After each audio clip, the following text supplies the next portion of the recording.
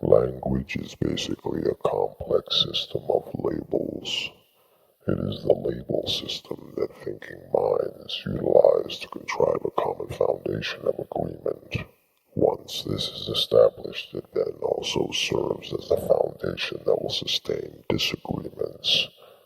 So essentially, mankind agrees on the appearance of objects, but does not necessarily agree on the meanings, applications, utilizations, and nature of objects.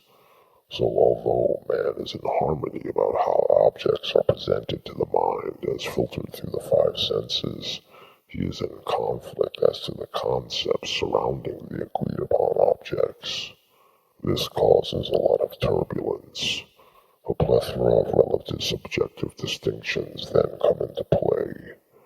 This is what comprises the dualistic battleground of morals, ethics, scruples, values, judgments, opinions, beliefs, discriminations, and conclusions. When you boil it down, honest men will admit that all these varying concepts are fabricated, contrived, made-up identifications that have been established by varying psychologies' associations with objects. But what even honest men have forgotten or are overlooking is that even the agreed-upon appearance of objects that are translated to the mind through perception are also embellished facades. An agreement on something does not transmute into anything absolute. All it establishes is that there is an agreement, nothing more. An agreement that red is red and blue is blue does not extend into any kind of universal truth about red and blue, nor does it imply any kind of substantial concrete existence of red and blue. So this is why the basic building blocks of a reality matrix, the objects, are seen as separate from concepts, because through agreement these root concepts have become solidified, and hence take on the illusory appearance as being separate from mind. Agreements of energy give rise to dense energetic vibrations which appear through the senses as temporary solidifications. Energy that does not agree stays light and fluid, and therefore does not solidify, and hence appears as being inside the mind. From all of this, the troubled, confusing world of illusion is born. Now, some people think that perhaps the best way to sort through and straighten all of this out might be found in the manipulation of language. Perhaps if we relabel things and come to new agreements on the labels, that this will serve as a panacea to the ills and sufferings of reality. It's a nice thought, but unfortunately impractical and unrealistic to the current established agreed-upon paradigm. Language, labels, words spoken, in and of themselves, do not heal and do not wound. People may react to words with pain or pleasure, but it is not the words themselves that soothe or injure, but rather the implications of meaning assigned to context and narrative that form the attachments that are subject to disruption when thought impulses of a belief system are triggered by conflicting patterns. So words themselves are just hot air. It is our conditioning to the meaning of words that enable emotion. This is why if I call you brilliant, you may feel good. If I call you an asshole, you may feel bad. If I call you a cloud, you may not feel anything.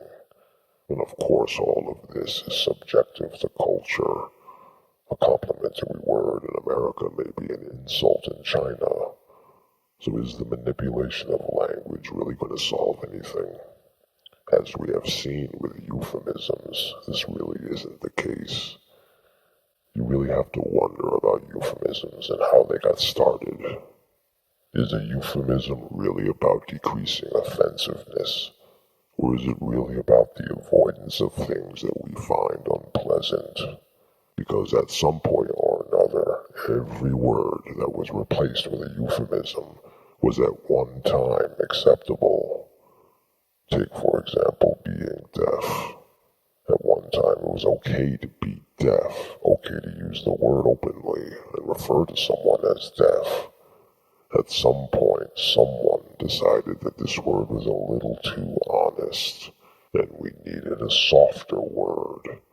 Not because deaf people had a problem with it, but because people who were not deaf found the reality of deafness unpleasant and something they wanted to avoid. And since we really can't avoid the reality, the next best thing is to cover it up with technical, deceptive language. So deafness went on to become hearing impaired. And now that we have hearing impaired, has it done anything to cure deafness? Are the hardships and challenges of being deaf made any more easier by being hearing impaired? Not in the slightest bit. Perhaps it makes the family of a deaf person feel better because they feel guilty and ashamed about having a deaf child, but it doesn't do a thing for the person who is actually deaf. Over time, the guilt and shame has grown and now has permeated to the people who actually have the disabilities. So nowadays, even deaf people prefer the sugar-coated politically correct jargon. People should stop trying to avoid pain and just own it. There's nothing to feel guilty or ashamed about. You have a deaf child. Get over it and deal with it. Pain and unpleasantness do not go away by avoiding them. Only when we accept them for what they are and give them our full attention will they then dissipate. And this is one of the secrets of healing. When the appearance of something bothers you, it can be said that you are afflicted. Only when you are no longer bothered by it, regardless if it is appearing or not, can it be said that you are cured from that affliction. So much for euphemisms. They really don't accomplish anything. In fact, they only make it worse through the increased sensitivity enabled through pain avoidance. There is a saying, pain is weakness leaving you. So if we avoid pain, the only thing we are accomplishing is making ourselves more and more weak, which will storehouse more and more pain. Grab your pain by the shoulders and embrace it. Become a gracious host and make pain your VIP guest. Make pain a full-course meal. Wash and pamper it. Tuck it into bed at night and greet it with eggs and orange juice in the morning. Kill it with kindness. After a while of this, your pain will politely excuse itself. Your tolerance will become intolerable. So it seems clear that the thinking behind the idea of euphemisms is flawed and impractical. So what about the thinking behind what I like to refer to as inverted derogatory slang? This is a reflection of more recent contemporary thoughts that if we take slang words that we have associated with delivering pain and shame and make them commonplace by assigning them new meanings, that this will somehow act as a healing salve. It's a nice thought, but again impractical and unrealistic to the current agreed-upon reality paradigm. A good example of this, and it's an idea that's actually out there, is renaming the human race niggers. The logic seems to be that if everyone considered themselves a nigger, then this would somehow improve race relations. Perhaps the heart of those with these kinds of ideas are in the right place, but unfortunately the approach is a fallacy. First of all, there's probably a better chance of a blizzard in the Sahara Desert than the prospect of getting everyone to agree on this and make it a reality.